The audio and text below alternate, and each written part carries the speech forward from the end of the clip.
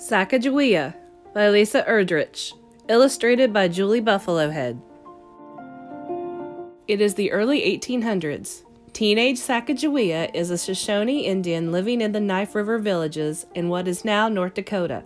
When she was a child, Hidatsa Indians kidnapped her from her home in the Rocky Mountains. Since then, she has lived with them on the Great Plains, far from her family. Sacagawea has learned many things from the Hidatsa, including how to grow food. She is now married to a French-Canadian fur trapper named Toussaint Charbonneau. Meanwhile, Captains Meriwether Lewis and William Clark have been preparing for the Corps of Discovery. They and their team, which includes a large black Newfoundland dog, are about to start a long journey of exploration, all the way to the Pacific Ocean. On May 14, 1804, a crew of more than 40 men set off against the Missouri River current in a keelboat and two large canoes called pirogues. The Corps of Discovery was underway. The expedition arrived at the Knife River villages at the end of October. They were greeted with great excitement. Sacagawea heard tales of a gigantic black dog that traveled with the explorers. She heard that a fierce and awesome white man with black skin was among the crew. This was York, the slave of Captain Clark. The explorers built a fort and called it Fort Mandan. Then they settled in to spend the winter at the Knife River villages. Lewis and Clark soon learned they would need horses to cross the Rocky Mountains. The people of the villages told them they could get the horses from the Shoshone when the expedition reached the mountain passes. The wily Charbonneau proposed that they hire him as a guide and interpreter. He did not speak Shoshone, but Sacagawea did. He told her they would be joining the Corps of Discovery in the spring. This was exciting news, but Sacagawea's mind was on other matters. She was soon to become a mother.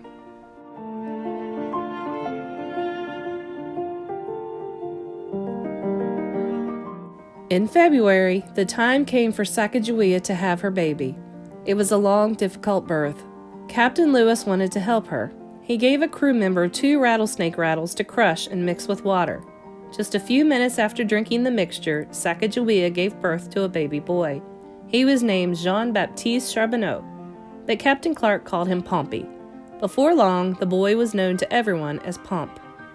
On April 7, 1805, the Corps of Discovery started west, struggling upstream on the mighty muddy Missouri in 2 pirogues and 6 smaller canoes. Pomp was not yet 2 months old. As Sacagawea walked along the riverbank, she carried Pomp on her back, in a cradle board or wrapped up snug in her shawl. Every member of the Corps of Discovery was hired for a special skill: hunter, blacksmith, woodsman, sailor. As an interpreter, Charbonneau was paid much more than the other crew members, but his skills as a sailor, guide, and outdoorsman were very poor. The only thing he did well was cook buffalo sausage. Sacagawea did what she could to help the expedition, even though she was paid nothing. As she walked along the shore with Captain Clark, Sacagawea looked for plants to keep the crew healthy. She gathered berries or dug for wild artichoke roots with her digging stick.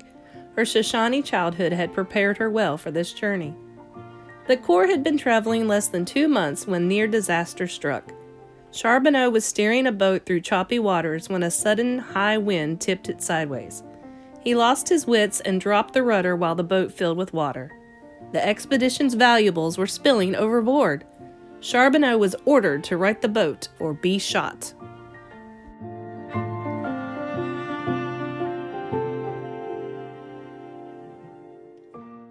Sacagawea stayed calm and rescued the captain's important things: journals, gunpowder, medicines, scientific instruments, every bundle she could reach. Without these supplies, the expedition could not have continued. A few days later, they came to a beautiful river. The grateful captains named it after Sacagawea. By June, the Corps was entering mountain country. Soon they could hear the distant roaring sound of the Great Falls of the Missouri. Captain Lewis thought the waterfall was the grandest sight he had ever seen, but there was no way to get past it by boat. It would take the Corps nearly a month to get around the Great Falls and the 4 waterfalls they found just beyond it. The crew built creaky, clumsy wagons to carry their boats and supplies. Battered by hail, rain, and wind, the men dragged the wagons over sharp rocks and prickly pear cactus that punctured their moccasins. One day, a freak cloudburst caused a flash flood. Rocks, mud, and water came crashing down the canyon. Sacagawea held onto her son as tight as she could, while Clark pushed and pulled them both to safety. Pomp's cradleboard, clothes, and bedding were swept away by the rushing water, but all three were unharmed. By the middle of July, the Corps was once again paddling up the Missouri. They reached a valley where three rivers came together, a place Sacagawea knew well. If she was upset to see it again, she did not show it. The captains learned how Sacagawea had been captured and her people killed. Sacagawea recognized a landmark that her people called the Beaver Head Mountain. She knew they must be nearing a summer camp of the Shoshone.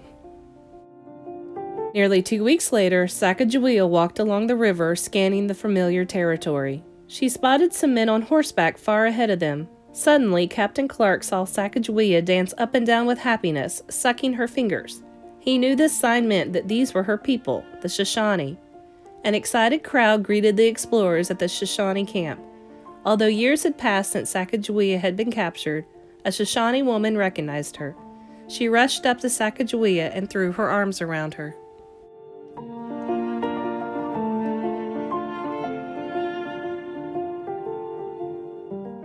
Lois and Clark had discovered that their need for Shoshone horses was even greater than they thought.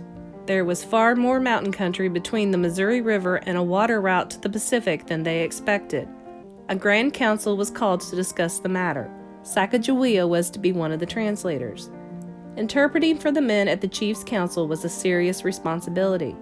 Sacagawea wanted to do her best, but when she looked at the face of the Shoshone chief, she burst into tears.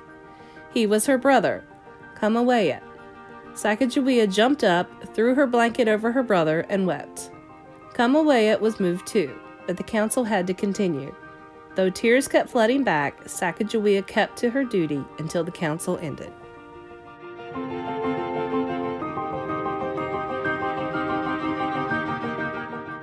Sacagawea spent the last days of August with her people.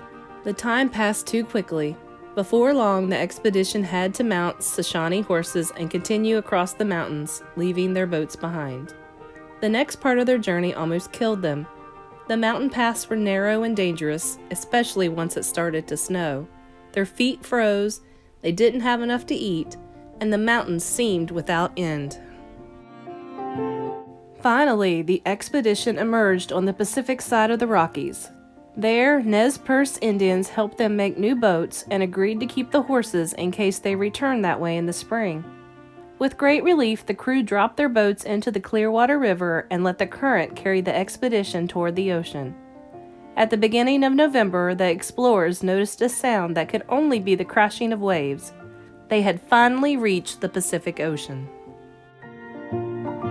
The crew voted on where to make winter camp. Sacagawea was allowed to vote too. She wanted to stay where she could find plenty of wapato roots for winter food. They set up camp not far from the ocean in case a ship came to take them back home. But by now, people back east were sure the whole Corps was long dead. No ship came for them. A cold rain soaked the crew as they cut logs and built Fort Clatsop. The hunters went to find game while Sacagawea dug for wapato roots in the soggy ground. Christmas Day was rainy and dreary, but the Corps was determined to celebrate. The men fired a salute with their guns and sang. Sacagawea gave Captain Clark a fine gift of 24 white weasel tails. In early January, Clark heard from some Indians that a whale had washed up on shore. He decided to go to the ocean to get blubber for the crew to eat. They were tired of their diet of lean, spoiled meat and fish. Sacagawea gathered up her courage and insisted that she be allowed to accompany Clark. She hadn't traveled so far to leave without ever seeing the ocean, and she wanted to see that monstrous creature. The captains agreed to let her go. At last, Sacagawea saw the Pacific Ocean. She stood and stared at the great waters stretching endlessly in front of her. On the beach was the great skeleton of the whale. It was an amazing sight, nearly as long as 20 men lying end to end. The whale had been picked clean, but Clark was able to buy some blubber from the Indians to feed his men.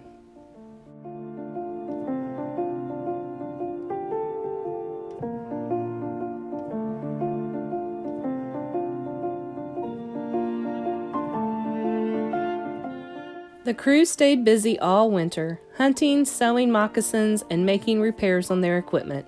Clark made maps while Lewis worked on his report to President Jefferson. Sacagawea watched over Pomp as he began to walk. Captain Clark called him "my little dancing boy." He had become very attached to Sacagawea and her son. When the time came, it would be hard for them to part. Spring arrived, and it was time to go back the way they had come. In late March, the Corps of Discovery headed up the Columbia River to retrieve their horses from the Nez Perce.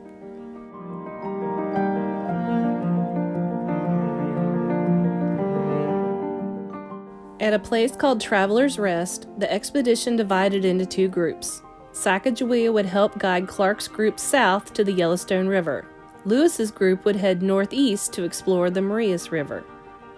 At the end of July, Clark's group came across an enormous rock tower on the banks of the Yellowstone. Clark named it Pompey's Tower in honor of his beloved little friend. In the side of the rock, he carved.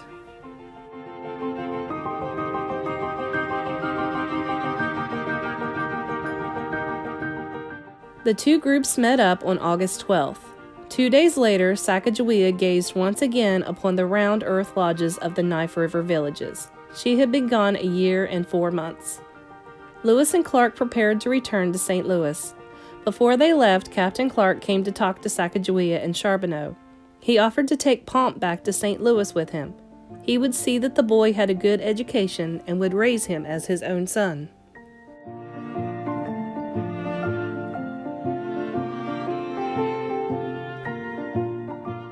Sacagawea knew that Captain Clark would take good care of her child, but he was not even 2 years old. She couldn't let him go yet. Sacagawea and Charbonneau promised they would bring Pomp to visit Clark in a year or so. On August 17, 1806, Sacagawea watched as the Corps of Discovery set off again down the Missouri River. Her journey of exploration was over, but the Corps of Discovery still had hundreds of miles to go.